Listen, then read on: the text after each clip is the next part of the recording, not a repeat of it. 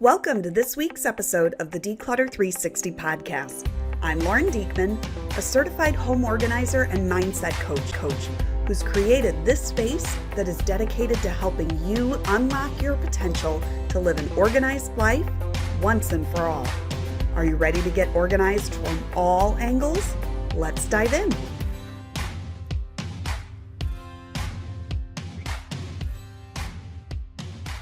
Hey there, happy holidays. I hope you are surviving the hustle and bustle of the Christmas season right now. I know this is one of my favorite seasons of the year, and it always drives me crazy how quickly this time seems to fly by, because here we are on December 12th?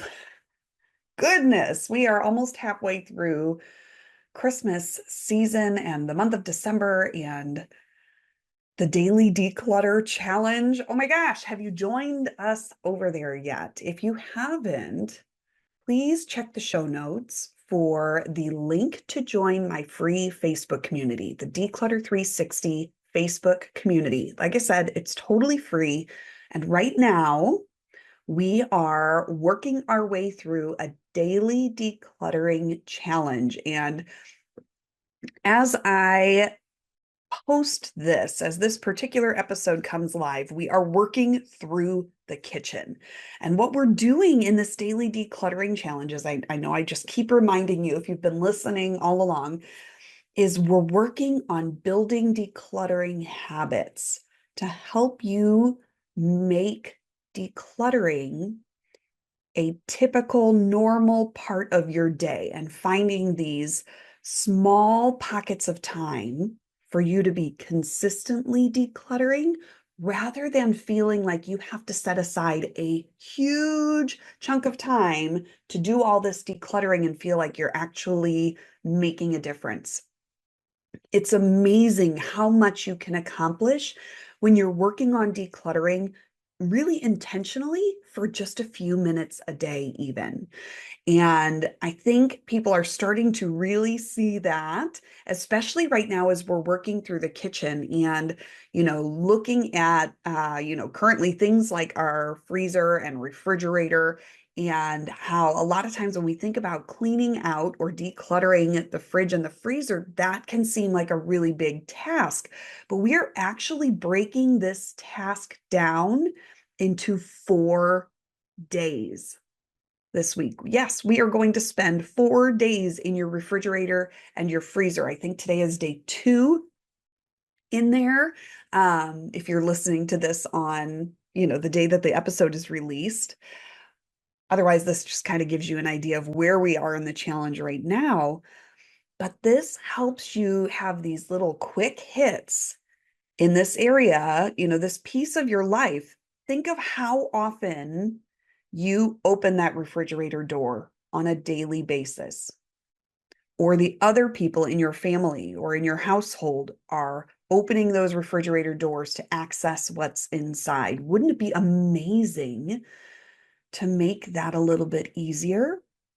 I know for me, I do these regular kind of deep clean outs a couple times a year, where I go through the steps that I'm walking you through right now in the daily decluttering challenge.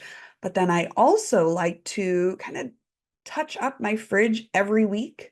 And I do it the night before it's trash day, so that if I find any, little science experiments or things hiding or growing in the back that aren't supposed to be there, I can dispose of them and they go right out with the trash, out to the curb that evening, and then out on the truck in the morning.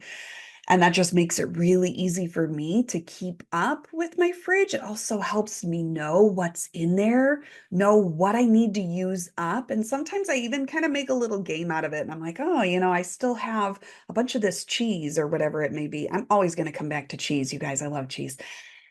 I have a bunch of this cheese that I need to use. What recipe can I make this weekend or next week or whenever in the near future to help use this up? So I kind of, make it a game where I look and see what kinds of condiments. Did I buy something specialty that I used in one recipe and it's just been hanging out there in my fridge door ever since?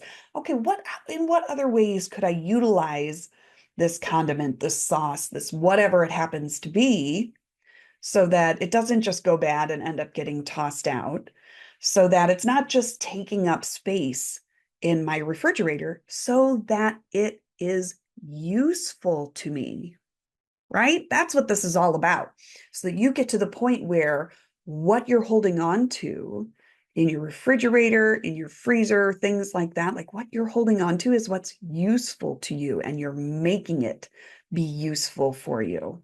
So, so, so important.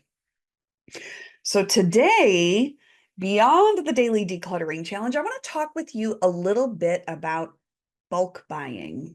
Okay, this is something, we've got Costco, we've got Sam's Club, we've got Amazon with the subscribe and save, and I'm sure I'm forgetting other places, but there are these great ways for us to save some money by buying in bulk, whether you're buying food items or you're buying, paper goods, toilet paper, paper towels, Kleenexes. It could be baby items, diapers and wipes, things like that. Other kinds of toiletries and things that you use on a regular basis. Sometimes when we're buying those items in bulk, it allows us to save long term, right? Now, I always want to encourage you, of course, to make sure, do your due diligence, make sure that you are actually saving money by buying in bulk, because sometimes you're not. And you have to be careful about which things you are choosing to buy at these warehouse stores, these club stores, right? And what things you're choosing to put on subscribe and save from Amazon and get those automatic deliveries coming to your door. Are you getting the best deal? Because if you're doing it to save money, then that's a priority. And that's something you want to put a few minutes of time into, maybe even a little bit more, to make sure that you're actually achieving the goal that you're looking to achieve by bulk buying. Okay. For a lot of people, bulk buying is maybe even more so about convenience, about knowing that you have what you need when you need it, right? I want to have 65 rolls of toilet paper just in case we have another TP shortage coming up. Whatever it is that brings you peace, my friend, more power to you. Here's the thing with bulk buying, right? You have to have a place to store that, because it becomes backstock for you. If you purchase 64 rolls of toilet paper or 70, I'm trying to think of what size toilet paper packs it might actually come in, 64, 72, something like that. If you buy 72 rolls of toilet paper, that's not all going to fit in your bathroom, most likely. Even if you have, two bathrooms, three bathrooms, you still might not be able to divide that 72 rolls of toilet paper up and actually store it in those bathrooms without totally taking over and causing another problem. Because if you're bulk buying toilet paper, you're probably bulk buying other items as well, right? So the first thing you really need to think about when you start bulk buying is, where am I going to store the back stock? Okay, you have to create a home, just like you have to create a home for every item within your house. You have to create this home or this hub for your back stock. Whether that is in a linen closet, maybe you designate a couple of shelves if you've been able to declutter your linen closet, get that pared down to what you really need. You might have a little bit of extra space there. Maybe you have another closet somewhere in your home. Maybe it's down in your basement, or you have an extra room in your home that doesn't really get utilized, an extra bedroom, something like that, that you could use the closet there. You could put a shelving unit in the back of your basement or something where you have your back stock. But I think it's important to create a hub or a home for your bulk buying back stock, because when you do this, it not only gives you a space to put it so that you're not cluttering other spaces in your home, but this also helps you to know exactly what you have. You can very easily go down to your bulk buying backstock storage, take a quick look and know that you can skip that next Amazon subscribe and save delivery on the paper towels because maybe you have 30 rolls of paper towels stacked up. And while that's so convenient to have them come right to your door, maybe you can just shut that off for a little while type of a thing and save yourself the money because you have that backstock really built up. It also makes it really easy for other people living in your home to have that designated spot and be able to say, hey, could you grab me another roll of paper towels? Could you go grab 4 rolls of toilet paper to restock the, powder room? Whatever it is that you need, they're going to hear your request. They're going to know exactly where to go because you have a designated area. You're not thinking, where did I stick all that extra TP that I bought? Thinking this through ahead of time, preparing and creating a space to hold on to that backstock is a great way to help cut down on frustration, cut down on overbuying, to help your finances, and just again, create some peace and ease within your home. That's what getting organized and decluttered is all about, helping you achieve that from all angles, even when you're bulk buying. All right, my friend, come on back. Join me next week. Check out the show notes. Join us in the Facebook community for the Daily Decluttering Challenge and so much more. And I'll see you back next week. Thank you for tuning into the Declutter 360 podcast today.